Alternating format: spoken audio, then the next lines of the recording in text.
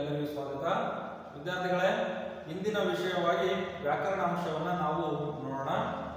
ವ್ಯಾಕರಣಾಂಶ ಅಂತ ಹೇಳಿದ್ರೆ ಮೊದಲನೇದಾಗಿ ನಮಗೆ ಕನ್ನಡ ವರ್ಣಮಾಲೆಯ ಬಗ್ಗೆ ಪರಿಕಲ್ಪನೆ ಇರಬೇಕು. ಇಂದಿನ ತರಗತಿಯಲ್ಲಿ ನಾನು ಕನ್ನಡ ವರ್ಣಮಾಲೆಯ ಸಂಪೂರ್ಣ ವಿವರಣೆಯನ್ನು ನಿಮಗೆ ಕೊಡಕ್ಕೆ ಹೋಗ್ತಾ ಇದ್ದೀನಿ ವಿದ್ಯಾರ್ಥಿಗಳೇ. ಅದಕ್ಕಿಂತ ಮುಂಚಿತವಾಗಿ ನಮ್ಮ ಕನ್ನಡ ಭಾಷೆ ಅತ್ಯಂತ ಸುಂದರವಾದ ಭಾಷೆ. ಅದರ ಒಂದು ಸೊಗಡು ಉನ್ನತವಾಗಿರ್ತಕ್ಕಂಥದ್ದು. ಭಾಷೆಯನ್ನು ಮಾತನಾಡುವಾಗ ಸುಲಲಿತವಾಗಿ, ಸುಲಭವಾಗಿ, ಸುಲಿದ ಬಾಳೆಹಣ್ಣಿನಂತೆ ಅದು ಕನ್ನಡವನ್ನು ಅತ್ಯಂತ ಸುಲಲಿತವಾಗಿ ಮಾತನಾಡಬೇಕಂತಂದು ಹೇಳಿದ್ರೆ ಅಕ್ಷರಗಳ ಗಮನ, ಅಕ್ಷರಗಳ ಪರಿಚಯ ನಮಗೆ ಇರಬೇಕು. ಇಂದಿನ ತರಗತಿಯಲ್ಲಿ ಆ ಅಕ್ಷರಗಳ ವರ್ಣಗಳ ಬಗ್ಗೆ ತಿಳಿಸ್ಕೊಡ್ತೀನಿ ವಿದ್ಯಾರ್ಥಿಗಳೇ. ಇಂದಿನ ದಿನ ನಾನು ಕನ್ನಡ ವರ್ಣಮಾಲೆಯ ಬಗ್ಗೆ ನಿಮಗೆ ಪರಿಚಯ ಮಾಡಿಸ್ಕೊಡ್ತೇನೆ, ಸರಿಯಾಗಿ ಗಮನಿಸಬೇಕು. ಕನ್ನಡ ವರ್ಣಮಾಲೆಗಳ ಸಂಖ್ಯೆ 49. ಕನ್ನಡ ವರ್ಣಮಾಲೆ ಎಂದರೇನು ಅಂತ ಹೇಳ್ಬಿಟ್ಟು ಮೊದಲನೇದಾಗಿ, ವರ್ಣ ಎಂದರೆ ಅಕ್ಷರ, ಮಾಲೆ ಎಂದರೆ ಗುಂಪು ಅಥವಾ ಹಾರ ಅಂತ ಹೇಳ್ತೀವಿ. ಅಂದ್ರೆ ಅಕ್ಷರಗಳ ವ್ಯವಸ್ಥಿತವಾಗಿರ್ತಕ್ಕಂಥ ಗುಂಪು, ಇದನ್ನ ಕನ್ನಡ ವರ್ಣಮಾಲೆ ಅಂತ ಹೇಳ್ಬಿಟ್ಟು ಕರಿತೇವೆ. ಹಾಗಾದ್ರೆ ಕನ್ನಡ ವರ್ಣಮಾಲೆಯನ್ನ ಯಾವ ರೀತಿ ವಿಂಗಡಣೆ ಮಾಡ್ತಾ ಹೋಗಿದ್ದಾರೆ ಅಂತ ಹೇಳ್ಬಿಟ್ಟು ನಿಮಗೆ ಪರಿಚಯ ಮಾಡಿಕೊಡ್ತೇನೆ. ಇಲ್ಲಿ ಪ್ರಮುಖವಾಗಿ 3 ವಿಧಗಳನ್ನ ಇಲ್ಲಿ ಕನ್ನಡ ವರ್ಣಮಾಲೆಯನ್ನ ವಿಭಾಗಿಸಲಾಗಿದೆ. ಮೊದಲನೇದು ಸ್ವರಗಳು, ವ್ಯಂಜನಗಳು, ಯೋಗವಾಹಗಳು. ಇದರಲ್ಲಿ ಪ್ರಮುಖವಾಗಿ ನಾವು ಸ್ವರಗಳ ಬಗ್ಗೆ ನಿಮಗೆ ಪರಿಚಯ ಮಾಡಿಕೊಡ್ತೇನೆ. ಅಂದರೆ ಸ್ವರಗಳು ಎಂದರೆ ಸ್ವತಂತ್ರವಾಗಿ ಉಚ್ಚಾರಣೆ ಮಾಡುವ ಅಕ್ಷರಗಳನ್ನ ಸ್ವರಗಳು ಅಥವಾ ಸ್ವರಾಕ್ಷರಗಳು ಅಂತ ಹೇಳ್ಬಿಟ್ಟು ಕರಿತೇವೆ. ಅವುಗಳು ಒಟ್ಟು 13. ಯಾವ್ಯಾವು? ಅ, ಆ, ಇ, ಈ, ಉ, ಊ, ಋ, ಎ, ಏ, ಐ, ಓ, ಓ, ಔ. ಇವಿಷ್ಟು ಸ್ವರಾಕ್ಷರಗಳಂತ ಹೇಳ್ಬಿಟ್ಟು ನಾವು ಕರಿತೇವೆ. ವಿದ್ಯಾರ್ಥಿಗಳೇ, ಆ ಸ್ವರಗಳನ್ನ ಅಥವಾ ಸ್ವರಾಕ್ಷರಗಳನ್ನ ಮತ್ತೆ ಪ್ರಮುಖ 3 ವಿಧಗಳಾಗಿ ಇಲ್ಲಿ ವಿಂಗಡಣೆ ಮಾಡಿದ್ದೇವೆ. ಅದರಲ್ಲಿ ಹ್ರಸ್ವ ಸ್ವರ, ದೀರ್ಘ ಸ್ವರ, ಪ್ಲುತ ಸ್ವರ ಅಂತ ಹೇಳ್ಬಿಟ್ಟು. ಹ್ರಸ್ವ ಸ್ವರ ಎಂದರೆ ಸ್ವತಂತ್ರವಾಗಿ ಒಂದು ಮಾತ್ರ ಕಾಲದಲ್ಲಿ ಉಚ್ಚರಿಸುವ ಅಕ್ಷರಗಳಿಗೆ ಹ್ರಸ್ವ ಸ್ವರ ಎಂದು ಕರೆಯುತ್ತೇವೆ. ಇಲ್ಲಿ ನಿಮಗೆ ಉದಾಹರಣೆ ಹೇಳಿದ್ರೆ, ಉದಾಹರಣೆ ಕೊಟ್ಟಿದ್ದೇನೆ. ಅ, ಇ, ಉ, ಋ, ಎ, ಓ. ಇವು ಒಟ್ಟು 6 ಅಕ್ಷರಗಳು. ಎಷ್ಟು ಅಕ್ಷರಗಳು? ಒಟ್ಟು 6. ನಂತರ ದೀರ್ಘ ಸ್ವರಕ್ಕೆ ಬರೋಣ.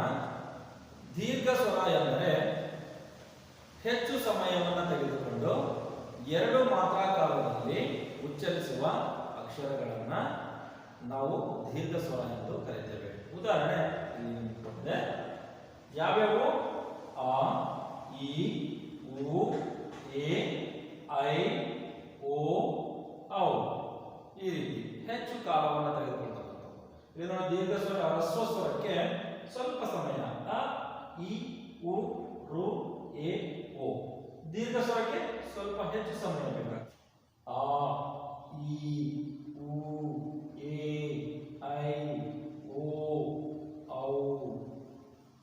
ಹೀಗೆ 2 ಮಾತ್ರಾ ಕಾಲದಲ್ಲಿ ಹೆಚ್ಚು ಸಮಯವನ್ನು ತೆಗೆದುಕೊಂಡು ಉಚ್ಚಾರ ಮಾಡತಕ್ಕಂಥವನ್ನ ದೀರ್ಘ ಸ್ವರಾಕ್ಷರಗಳೆಂದು ಕರೀತೇವೆ. ಆನಂತರ ಪ್ಲುತ ಸ್ವರ ಎನ್ನುವ ಒಂದು 3ನೇ ಒಂದು ವಿಧ.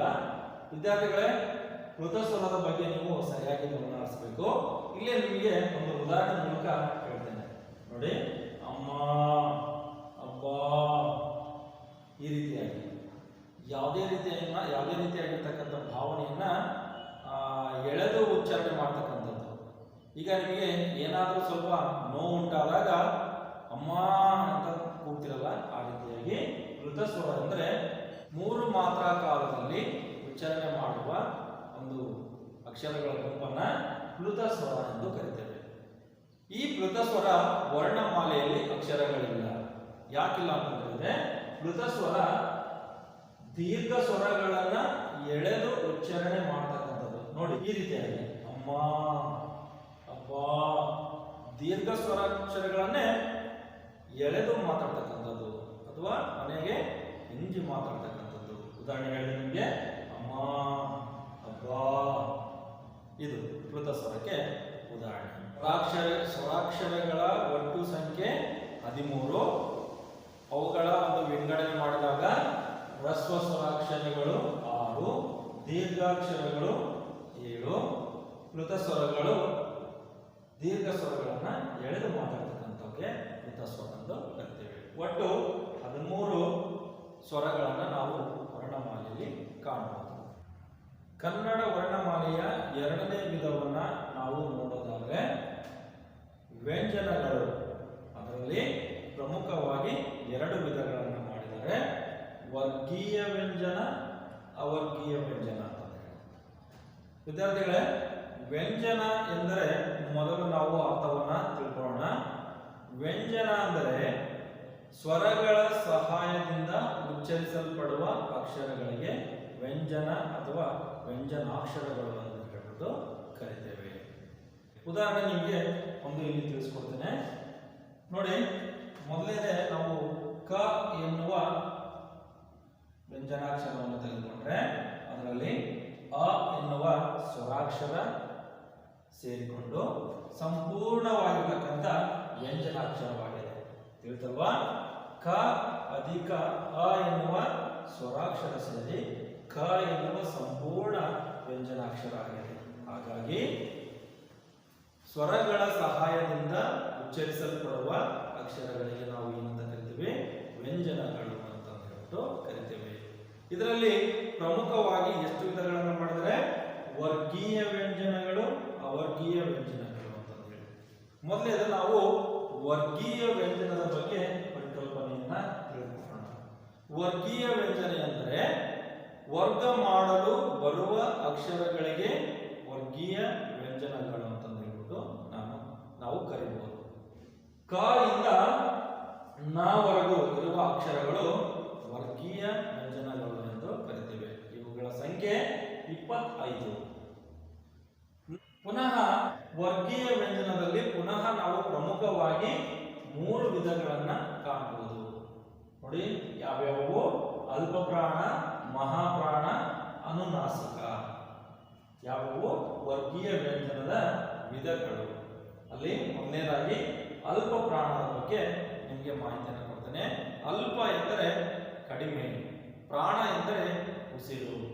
ಕಡಿಮೆ ಉಸಿರಿನಿಂದ ಕಡಿಮೆ ಉಸಿರನ್ನ ತೆಗೆದುಕೊಂಡು ಉಚ್ಚಾರಣೆ ಮಾಡುವ ಅಕ್ಷರಗಳಿಗೆ ಅಲ್ಪ ಪ್ರಾಣ ಎಂದು ಕರಿತೇವೆ. ಉದಾಹರಣೆಗೆ ಬರೆದಿದೆ ನೋಡಿ. ಕ ಚ ಟ ತ ಪ, ಗ ಜ ಡ ದ ಪ. ಈ ಒಟ್ಟು 10 ಅಕ್ಷರಗಳು ಅಲ್ಪ ಪ್ರಾಣಾಕ್ಷರಗಳು. ನಂತರ ಎರಡನೇ ವಿಧವಾಗಿ ಮಹಾಪ್ರಾಣ. ಇಲ್ಲಿ ಹೆಸರೇ ಹೇಳಿದ ಹಾಗೆ ಮಹಾ ಎಂದರೆ ಹೆಚ್ಚು ಉಸಿರನ್ನ ತೆಗೆದುಕೊಂಡು ಉಚ್ಚಾರಣೆ ಮಾಡುವ ಅಕ್ಷರಗಳನ್ನ ಮಹಾಪ್ರಾಣ ಅಥವಾ ಮಹಾಪ್ರಾಣಾಕ್ಷರ ಎಂದು ಕರಿತೇವೆ. ಉದಾಹರಣೆಗೆ ಖ ಛ ಠ ಥ ಪ, ಘ ಝ ಢ ಧ ಭ. ಒಟ್ಟು 10 ಅಕ್ಷರಗಳನ್ನ ನಾವು ಮಹಾಪ್ರಾಣಾಕ್ಷರಗಳಾಗಿ ವಿಂಗಡಣೆ ಮಾಡಬಹುದು. ನಂತರ ಮೂರನೇ ಮತ್ತು ಕೊನೆಯದಾಗಿರ್ತಕ್ಕಂಥ ಪ್ರಮುಖವಾಗಿರ್ತಕ್ಕಂಥ ವಿಧ ಅನುನಾಸಿಕ. ಅನುನಾಸಿಕ ಎಂದರೆ ಮೂಗಿನ ಸಹಾಯದಿಂದ ಉಚ್ಚಾರಣೆ ಮಾಡುವ ಅಕ್ಷರಗಳಿಗೆ ನಾವು ಅನುನಾಸಿಕ ಅಕ್ಷರಗಳೆಂದು ಕರಿತೇವೆ. ಉದಾಹರಣೆಗೆ ಒಟ್ಟು 5 ಅಕ್ಷರಗಳು. ಅವು ಯಾವುವು? ನ, ನ್ಯ, ನ, ನ, ಮ.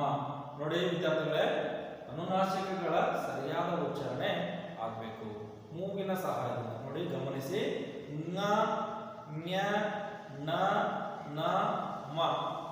ಅವುಗಳ ಉಚ್ಚಾರಣೆ ಮಾಡುವಾಗ ಮೂಗಿನ ಸಹಾಯವನ್ನು ತೆಗೆದುಕೊಂಡು ಆ ಅಕ್ಷರಗಳು ಉಚ್ಚಾರಣೆ ಆಗ್ತವೆ.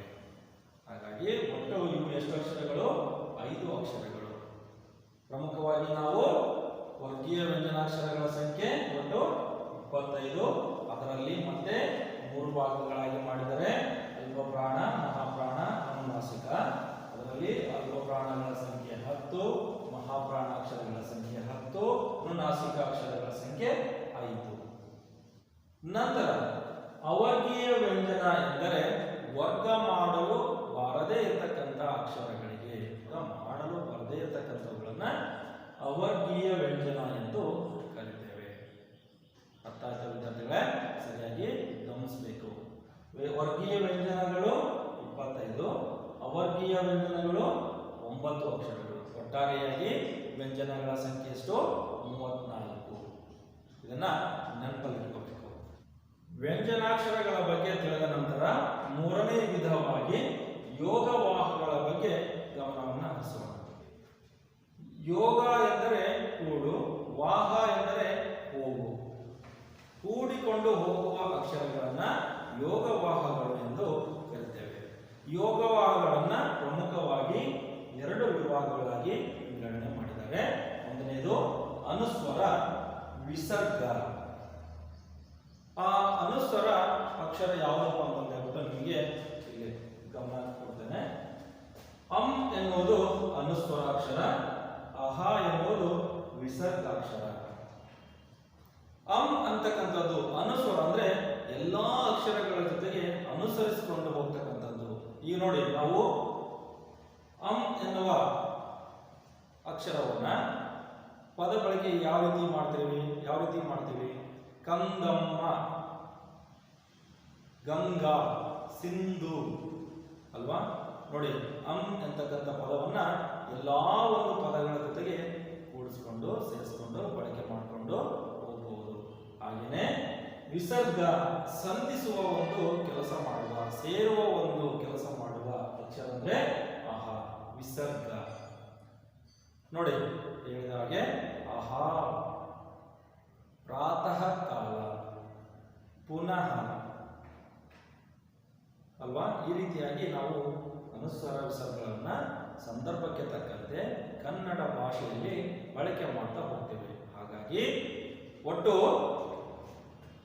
ಕನ್ನಡ ಭಾಷೆಯಲ್ಲಿ ಪ್ರಮುಖವಾಗಿ ಸ್ವರಗಳು, ವ್ಯಂಜನಗಳು, ಯೋಗವಾಹಗಳು ಎನ್ನುವ ಒಂದು ಅಕ್ಷರಗಳ ಒಂದು ಪರಿಕಲ್ಪನೆ ಬಹಳ ಮುಖ್ಯವಾಗಿರ್ತಕ್ಕಂಥದ್ದು.